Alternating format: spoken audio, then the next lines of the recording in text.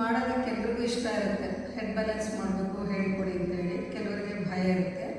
ಆದರೆ ಇದನ್ನು ಟೆಕ್ನಿಕಲ್ಲಾಗಿ ಹೇಗೆ ಮಾಡೋದು, ಸ್ಟೆಪ್ ಬೈ ಸ್ಟೆಪ್ ಹೇಗೆ ಮಾಡೋದು ಅಂತ ತಿಳ್ಕೊಂಡ್ರೆ ತುಂಬ ಸುಲಭವಾಗಿ ಮಾಡ್ಬೋದು ಎಲ್ಲರೂ. ಆದರೆ ನೀವಾಗೇ ಪ್ರಯತ್ನ ಮಾಡೋಕ್ಕೆ ಹೋಗಬಾರ್ದು, ಏಕೆಂದರೆ ಇದರಿಂದ ತೊಂದರೆಗಳು ಅನುಭವಿಸೋದು ಜಾಸ್ತಿ ಇರುತ್ತೆ. ಗುರುಮುಖೇನ ಕಲಿತ್ರೆ ಗುರುಗಳ ಎದುರುಗಡೆನೇ ನೀವು ಕಲಿತು ಚೆನ್ನಾಗಿ ಅಭ್ಯಾಸ ಮಾಡಿ ಆಮೇಲೆ ಸ್ವಂತ ಅಭ್ಯಾಸ ಮಾಡ್ಕೊಳ್ಳಿ. ಇದನ್ನು ಹೇಗೆ ಸ್ಟೆಪ್ ಬೈ ಸ್ಟೆಪ್ ಮಾಡೋದು ಅನ್ನೋದನ್ನು ನಾನು ತೋರಿಸ್ಕೊಡ್ತೀನಿ. ಅಂದರೆ ಈಸಿಯಾಗಿ ಮಾಡೋದು, ಭಯ ಇದ್ದಲ್ಲೇ ಮಾಡೋದು ಹೇಗೆ ಅಂತೇಳಿ. ಇದನ್ನು ಯಾರ್ಯಾರು ಮಾಡಬಾರ್ದು ಅಂತಂದರೆ ಹೈ ಬಿ ಪಿ ಇರುತ್ತಲ್ಲ ಅವರು ಮಾಡಬಾರ್ದು. ಅಂದರೆ ನಾರ್ಮಲಾಗಿ ಇರುತ್ತಲ್ಲ ಮಾತ್ರೆ ತಗೊಂಡು ಬ್ಯಾಲೆನ್ಸ್ ಮಾಡ್ತಿರೋರು ಅಂಥವ್ರು ಇದನ್ನು ಗುರುಮುಖೇನ ಸ್ವಲ್ಪ ಹೊತ್ತು ಇದ್ದು ವಾಪಸ್ ಬರಬೇಕು. ತಕ್ಷಣ ಹೋಗೋದು, ತುಂಬ 1 ನಿಮಿಷ ಇರೋದು 2 ನಿಮಿಷ ಇರೋದು ಆ ಥರ ಎಲ್ಲ ಮಾಡಬಾರ್ದು. ಸ್ವಲ್ಪ ಹೊತ್ತಿರೋದು ವಾಪಸ್ ಬರೋದು ಈ ಥರ ಮಾಡಿದಾಗ ಏನಾಗುತ್ತೆ, ಇದರಿಂದನೂ ಅವ್ರಿಗೆ ಲಾಭ ಸಿಗುತ್ತೆ. ಯಾಕೆಂದರೆ ಇಲ್ಲಿ ಮುಂಚೆ ಒಂದಿಬ್ಬರು ಹಾಗೆಯೇ ಬಿ ಪಿ ಇರೋರು ಮಾಡಿ ಅದನ್ನು ನಾರ್ಮಲಿಗೆ ಬಂದಿತ್ತು ಬಿ ಪಿ. ಅಂದರೆ ತುಂಬ ಹೊತ್ತಿರೋಕ್ಕೆ ಹೋಗಬಾರ್ದು, ಅದರಿಂದ ಸಮಸ್ಯೆಗಳು ಜಾಸ್ತಿ ಆಗುತ್ತೆ. ಮತ್ತು ಪಿರಿಯಡ್ಸ್ ಇರೋದು ಮಾಡಬಾರ್ದು. ಗರ್ಭಿಣಿಯರೆಲ್ಲ ಮಾಡ್ಬೋದು. ಇಲ್ಲಿ ಗರ್ಭಿಣಿಯರಿಗೆಲ್ಲ ಮಾಡಿಸ್ತೀನಿ ಮುಂಚೆಲ್ಲ ಸರ್ವಾಂಗಾಸನ, ಶೀರ್ಷಾಸನ ಎಲ್ಲ ಮಾಡಿದ್ದಾರೆ. ನಾರ್ಮಲ್ ಡೆಲಿವರಿ ಆಗಿದೆ ಅವರೆಲ್ಲನ. ಅಂದರೆ ನಮ್ಮ ಮುಖಾಂತರನೇ ಮಾಡಬೇಕು. ಅವರು ನಾವು ಎದುರುಗಡೆ ಇದ್ದಾಗ ಅವ್ರು ಅಭ್ಯಾಸ ಮಾಡಬೇಕು, ಮನೆಯಲ್ಲಿ ಮಾಡೋಕ್ಕೆ ಹೋಗಬಾರ್ದು. ಗರ್ಭಿಣಿಯರು, ಬಿ ಪಿ ಇರೋರು ಅಷ್ಟೇ, ಹೈ ಬಿ ಪಿ ಇರೋರು ಅಷ್ಟೇ ನಮ್ಮ ಎದುರುಗಡೆ ಮಾಡಿ ಎಷ್ಟೊತ್ತಿರಬೇಕು, ಹೇಗಿರಬೇಕು ಅನ್ನೋದನ್ನು ಅವರಿಗೆ ತೋರಿಸ್ಕೊಡ್ತೀವಿ. ಅದ್ರ ಮುಖಾಂತರನೇ ಮಾಡಿ ಸುಲಭವಾಗಿ ಮಾಡ್ಬೋದು, ಹೆದರ್ಕೊಳ್ಳೋಕ್ಕೆ ಹೋಗಬಾರ್ದು. ಇದು ಮಾಡೋದ್ರಿಂದ ಏನಾಗುತ್ತೆ, ಬ್ಲಡ್ ಸರ್ಕ್ಯುಲೇಷನ್ ಫುಲ್ ರಿವರ್ಸ್ ಆಗುತ್ತೆ ಹೆಡ್ ಬ್ಯಾಲೆನ್ಸ್ ಮಾಡೋದ್ರಿಂದ. ಮತ್ತು ಕುತ್ತಿಗೆ ಮೇಲೆ ವೆಯ್ಟ್ ಬರಬಾರ್ದು, ಆ ರೀತಿ ಮಾಡಬೇಕು. ಅಂದರೆ ನಾವು ಹೇಗೆ ತಲೆ ಇಟ್ಕೋಬೇಕು, ವೆಯ್ಟ್ ಹೇಗೆ ಬರಬೇಕು ಅದನ್ನೆಲ್ಲ ನಾವು ಹೇಳ್ಕೊಡ್ತೀವಿ. ಅದೇ ಥರನೇ ಮಾಡಬೇಕು. ನೋಡಿ ಕರೆಕ್ಟಾಗಿ ಈ ಪಾಯಿಂಟು ನಡು ನೆತ್ತಿ ಬ್ಲ್ಯಾಂಕೆಟ್ ಮೇಲೆ ಬರಬೇಕು. ಹಣೆಗೂ ಬರಬಾರ್ದು, ತಲೆ ಹಿಂಭಾಗನೂ ಬರಬಾರ್ದು, ಹೀಗೂ ಆಗಬಾರ್ದು. ಹೆಡ್ ಬ್ಯಾಲೆನ್ಸ್ ಮಾಡುವಾಗ ಹಣೆ ಭಾಗನೂ ಕೊಡಬಾರ್ದು, ಈ ಥರ ಕೊಡಬಾರ್ದು. ಬ್ಲ್ಯಾಂಕೆಟ್ ಮೇಲೆ ಕರೆಕ್ಟಾಗಿ ಈ ಪಾಯಿಂಟ್ ಬರಬೇಕು.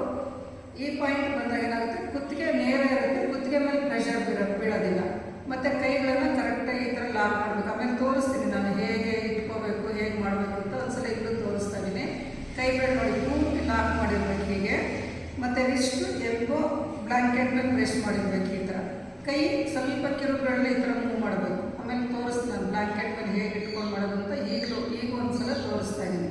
ಇದು ಈ ಥರ ಇರಬೇಕು. ತಲೆ ಹಿಂಭಾಗ ಕರೆಕ್ಟಾಗಿ ನಮ್ಮ ಕೈ ಎಲ್ಲ ಹಸ್ತಗಳಿಂದ ಲಾಕ್ ಮಾಡಿರ್ತೀವಲ್ಲ ನೋಡಿ, ಈ ಥರ ಬರಬೇಕು. ಇದು ಮೊಣಕೈ ಇಷ್ಟು ಬ್ಲ್ಯಾಂಕೆಟ್ ಮೇಲೆ ಗೊತ್ತಿರಬೇಕು. ನಾವು ಉಲ್ಟಾ ಇರ್ತೀವಲ್ಲ ಅವಾಗ ಈ ಥರ ಇಟ್ಕೊಂಡಾಗ ಏನಾಗುತ್ತೆ, ಹೀಗೆ ಡ್ರಾಪ್ ಮಾಡಿಬಿಡ್ತೀವಿ. ಇದು ಮಿಸ್ಟೇಕ್ ಆಗುತ್ತೆ. ಈ ಕೈ ಒತ್ತಬೇಕು, ಇಲ್ಲಿ ಬ್ಲ್ಯಾಂಕೆಟ್ ಮೇಲೆ ಒತ್ತಿರ್ತೀವಲ್ಲ ನೋಡಿ, ಹೀಗೆ ಲಿಫ್ಟ್ ಮಾಡಬೇಕು. ಇಲ್ಲಿ ಗ್ಯಾಪ್ ಜಾಸ್ತಿ ಸಿಗಬೇಕು. ಈ ಥರ ಆಗಿಬಿಟ್ರೆ ಇಲ್ಲಿ ಕುತ್ತಿಗೆ ಮೇಲೆ ವೆಯ್ಟ್ ಬರುತ್ತೆ ನಮಗೆ. ಅದರಿಂದ ಕೈ ನೋಡಿ ಒತ್ತಿ ಕುತ್ತಿಗೆ ಭಾಗದಲ್ಲಿ ನೋಡಿ ಆ ಕಡೆ ಈ ಕಡೆ ಸೈಡಲ್ಲಿ ಎಷ್ಟು ಗ್ಯಾಪ್ ಕ್ರಿಯೇಟ್ ಆಯಿತು ಆ ಥರ ಮಾಡಬೇಕು. ಕರೆಕ್ಟಾಗಿ ತಲೆ ಹಿಂಭಾಗದಲ್ಲಿ ಕೈಗಳು ಲಾಕ್ ಮಾಡಿರೋದು ಬರಬೇಕು. ಹಸ್ತಗಳು ನೆತ್ತಿ ಭಾಗ ಬ್ಲ್ಯಾಂಕೆಟ್ ಮೇಲೆ ಬರಬೇಕು. ಈ ಥರ ಮಾಡಿದಾಗ ನಿಮಗೆ ಈಸಿಯಾಗಿರುತ್ತೆ. ಮತ್ತು ಕಾಲುಗಳು ಹೇಗೆ ತೊಗೋಬೇಕು ಅದನ್ನೆಲ್ಲ ಹೇಳ್ಕೊಡ್ತೀನಿ, ಹೇಗೆ ಮಾಡೋದು ಅಂತೇಳಿ. ಸುಲಭವಾಗಿ ಮಾಡ್ಬೋದು. ಮತ್ತು ಬ್ಲಡ್ ಸರ್ಕ್ಯುಲೇಷನ್ ಪೂರ್ತಿ ಆಗೋದ್ರಿಂದ ಏನಾಗುತ್ತೆ, ಮುಖದ ಭಾಗದಲ್ಲಿ ಈ ಭಾಗದಲ್ಲೆಲ್ಲ ಬ್ಲಡ್ ಸರ್ಕ್ಯುಲೇಷನ್ ಚೆನ್ನಾಗಾಗೋದ್ರಿಂದ ಮೈಂಡ್ ರಿಲ್ಯಾಕ್ಸ್ ಆಗುತ್ತೆ. ಕಣ್ಣುಗಳಿಗೆ, ಕಿವಿಗಳಿಗೆ, ಮೂಗಿನ ಭಾಗದಲ್ಲಿ ಏನಾದರೂ ತೊಂದರೆಗಳಿದ್ರೆ ಅದೆಲ್ಲ ನಿವಾರಣೆ ಆಗುತ್ತೆ. ಚೆನ್ನಾಗಿದ್ದೇ ಬರುತ್ತೆ. ಎಲ್ಲರೂ ಮಾಡ್ಬೋದು. ಆದರೆ ನೀವು ಹೇಗೇಗೋ ಮಾಡೋದಕ್ಕಿಲ್ಲ, ಕರೆಕ್ಟ್ ಮೆಥಡಲ್ಲಿ ಮಾಡಿದ್ರೆ ಇದು ತುಂಬ ಲಾಭ ಇದೆ, ಈಸಿನೇ ಇರುತ್ತೆ. ಅದನ್ನು ಹೇಗೆ ಮಾಡೋದು ಅಂತ ನೋಡೋಣ ಈಗ. ಅದಕ್ಕೆ ಮುಂಚೆ ಇನ್ನೊಂದು ಎಲ್ರಿಗೂ ತಿಳಿಸೋದೇನೆಂದರೆ, ನನ್ನ ವಿಡಿಯೋಗಳು ನಿಮಗೆ ಇಷ್ಟ ಆದರೆ ಲೈಕ್ ಮಾಡಿ, ಶೇರ್ ಮಾಡಿ. ಮತ್ತೇನಾದರೂ ಡೌಟ್ಸ್ ಇದ್ದರೆ ಕಮೆಂಟ್ಸ್ ಹಾಕಿ. ಅದನ್ನು ಏನಾದರೂ ಕೇಳಬೇಕಂದ್ರೆ ಕೇಳಿ, ಅದಕ್ಕೆ ಉತ್ತರ ನೆಕ್ಸ್ಟ್ ವಿಡಿಯೋದಲ್ಲಿ ಕೊಡ್ತೀನಿ. ಎಲ್ರಿಗೂ ತಲುಪಲಿ ಅಂತ ಮಾಡ್ತಿರೋದು. ಪ್ರತಿಯೊಬ್ಬರು ಇದನ್ನು ಉಪಯೋಗಿಸ್ಕೊಡಿ. ಪ್ರಾಣಾಯಾಮ, ಡೈಲಿ ಯೋಗದೆಲ್ಲ ಇದೆ. ಮತ್ತು ಡೈಲಿ ಯೋಗದಲ್ಲಿ ಒಂದು ದಿವಸಕ್ಕೆ ಇಷ್ಟು ಮಾಡ್ಕೋಬೇಕು ಅಂತಿರುತ್ತೆ. ಅದನ್ನೆಲ್ಲ ಮಾಡಿಕೊಡಿ. ಎಲ್ಲರೂ ಆರೋಗ್ಯವಾಗಿರಿ ಇರಿ ಅಂತ ಹೇಳೋದೇ ನನ್ನ ಮುಖ್ಯ ಉದ್ದೇಶ. ಈಗ ನೋಡೋಣ ಸ್ಟೆಪ್ ಬೈ ಸ್ಟೆಪ್ ಹೇಗೆ ಮಾಡೋದು ಅಂತ ತೋರಿಸ್ತೀನಿ. ಈಸಿಯಾಗಿ ಮಾಡೋಣ. ಈಗ ನೋಡಿ, ಬ್ಲ್ಯಾಂಕೆಟ್ ಈ ಥರ ಹಾಕ್ಕೋಬೇಕು. ಹೆಡ್ ಬ್ಯಾಲೆನ್ಸ್ ಮಾಡುವಾಗ, ಶೀರ್ಷಾಸನ ಮಾಡುವಾಗ ಇದು ಈ ಗಂಟೆಲ್ಲ ಈ ಕಡೆ ಬರಬೇಕು. ಗಂಟು ಆ ಕಡೆ ಬಂದರೆ ಅದು ಒಂಥರ ಸ್ಲೋಪ್ ಇರುತ್ತೆ. ಇದು ಕರೆಕ್ಟಾಗಿದೆ. ಮತ್ತು ನೋಡಿ ಈ ಥರ ಕೈಗಳನ್ನು ಹೀಗೆ ಲಾಕ್ ಮಾಡ್ಕೋಬೇಕು. ಆವಾಗಲೇ ತೋರಿಸಿದ್ನಲ್ಲ ಹಾಗೆ. ಇದು ಕೈ ಹೀಗೆ ಇರಬಾರ್ದು. ಈ ಥರ ಇದ್ದರೆ ಮೊಣಕೈಗಳು ಸೈಡ್ಗೆ ಹೋದಾಗ ನಿಮಗೆ ಕುತ್ತಿಗೆ ಮೇಲೆ ವೆಯ್ಟ್ ಬರುತ್ತೆ. ಕೈ ಅಗಲ ಆಗಬಾರ್ದು. ನಮ್ಮ ಭುಜ ಎಷ್ಟು ಅಗಲ ಇದೆಯೋ ಅಷ್ಟಾಗಲ ಕೈಗಳನ್ನು ಇಟ್ಕೋಬೇಕು. ರಿಸ್ಟು ಎಲ್ಬೋ ಚೆನ್ನಾಗಿ ಒತ್ತಬೇಕು.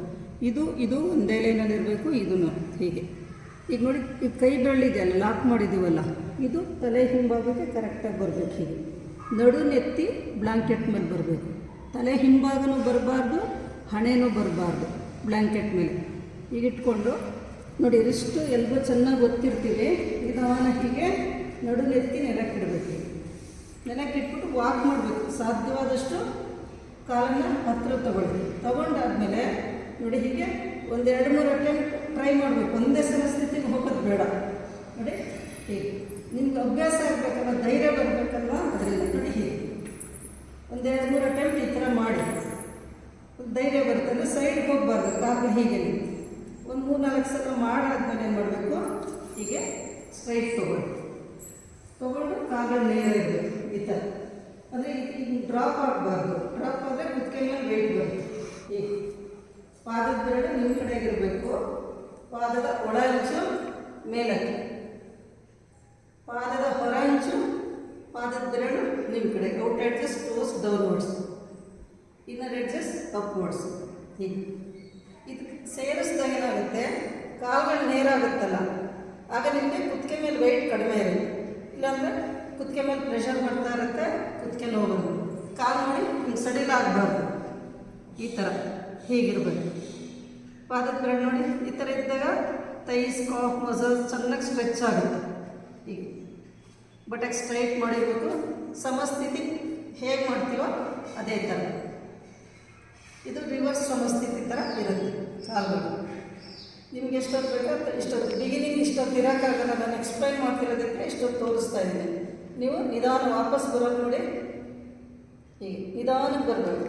ನಿಧಾನ ಕಾಲಿಗೆ ತಕ್ಷಣ ಮೇಲೆ ಬರಬಾರ್ದು. ಏಕೆಂದರೆ ಬ್ಲಡ್ ಸರ್ಕ್ಯುಲೇಷನ್ ಮುಖದ ಕಡೆಗಾಗಿರುತ್ತಲ್ಲ, ಅದರಿಂದ ಈ ಥರ ರಿಲ್ಯಾಕ್ಸ್ ಮಾಡಿಕೊಳ್ಳಿ. ವಜ್ರಾಸನದಲ್ಲಿ ಫಾರ್ವರ್ಡ್ ಬಿಡೋಣ. ಹೀಗೆ ಸ್ವಲ್ಪ ಹೊತ್ತಾದಮೇಲೆ ಮೇಲಕ್ಕೆ ಬರಬೇಕು. ಇದು ಸ್ಟೆಪ್ ಬೈ ಸ್ಟೆಪ್ ಈ ಥರ ಮಾಡಿ ಅಭ್ಯಾಸ ಮಾಡ್ಕೊಂಡು ನಿಂತ್ಕೊಳ್ಳೋದು ನೋಡಿ. ಹೀಗೆ ನಾನು ಅದು ತೋರಿಸಿದ್ನಲ್ಲ, ಈ ಥರ ಇರಬೇಕು. ಈಗ ಅವಾಗೆ ಕೂತ್ಕೊಂಡು ತೋರಿಸಿದ್ರು ನೋಡಿ, ಕೈ ರಿಸ್ಟು ಹೀಗಿರಬೇಕು. ಹೀಗಾಗಬಾರ್ದು. ನಾವು ಮೇಲಕ್ಕೆ ಹೋದಾಗ ಈ ಥರ. ಇದು ಎಷ್ಟು ಒತ್ತಿ ನಾವು ಶೋಲ್ಡರ್ ಲಿಫ್ಟ್ ಮಾಡ್ತೀವೋ ಅಷ್ಟು ಕುತ್ತಿಗೆ ಮೇಲೆ ವೆಯ್ಟ್ ಕಡಿಮೆ ಆಗುತ್ತೆ. ಹೀಗೆ ಇದು ಇಷ್ಟೊತ್ತು ಮಾಡಿದ್ದು ಅಭ್ಯಾಸ ದೃಷ್ಟಿಯಿಂದ ಬಿಗಿನರ್ಸ್ಗೆ. ಒಂದೇ ಸಲ ಝೆಡ್ ಕಲಿಯೋಕ್ಕೆ ಹೋಗ್ಬಾರ್ದಲ್ವಾ, ABCD ಕಲಿಬೇಕಲ್ವಾ, ಅದರಿಂದ ಈ ಥರ ತೋರಿಸ್ತಾ ಇರೋದು.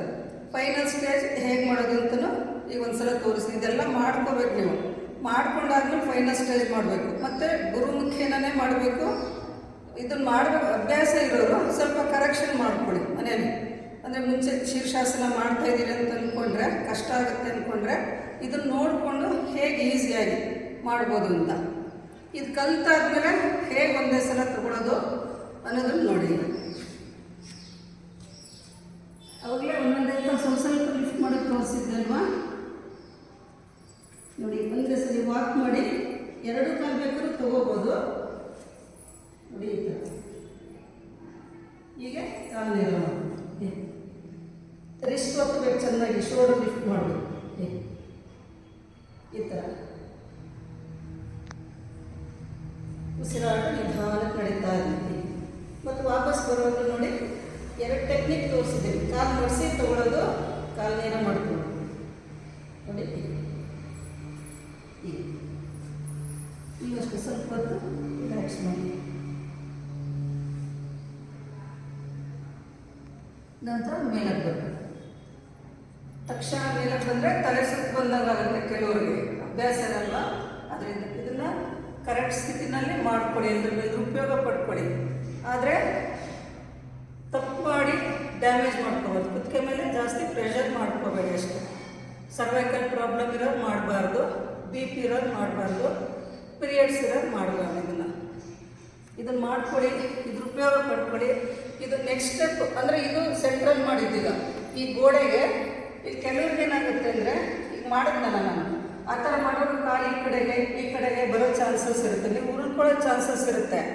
ಅದು ಏನಕ್ಕೆ ಹಂಗಾಗುತ್ತೆ ಅಂದರೆ, ಕೈ ಇಟ್ಟಿರ್ತೀರಲ್ಲ, ಇದು ಲಿಫ್ಟ್ ಮಾಡಿಬಿಡ್ತೀರ. ಕಾಲು ಮೇಲೆ ತೊಗೊಳ್ಳುವಾಗ ಲಿಫ್ಟ್ ಮಾಡಬಾರ್ದು, ಒತ್ತಬೇಕು ಚೆನ್ನಾಗಿ. ಇದನ್ನು ಒತ್ತಿದ್ರೆ ನೀವು ಆ ಕಡೆ ಬೀಳೋ ಚಾನ್ಸಸ್ ಇರಲ್ಲ. ಇದನ್ನು ಬೀಳದೇ ಇರೋ ಥರ ಹೇಗೆ ಧೈರ್ಯವಾಗಿ ಮಾಡೋದು ಅನ್ನೋದನ್ನು ನೆಕ್ಸ್ಟ್ ವಿಡಿಯೋದಲ್ಲಿ ಹೇಳ್ತೀನಿ ಹೇಗೆ ಮಾಡೋದು ಅಂತ. ಇದನ್ನು ಅಭ್ಯಾಸ ಮಾಡ್ಕೊಳ್ಳಿ. ನೆಕ್ಸ್ಟ್ ವಿಡಿಯೋದಲ್ಲಿ ಅದನ್ನು ಕಲಿತ್ಕೊಂಡಿರೋಣ. ನಮಸ್ತೆ.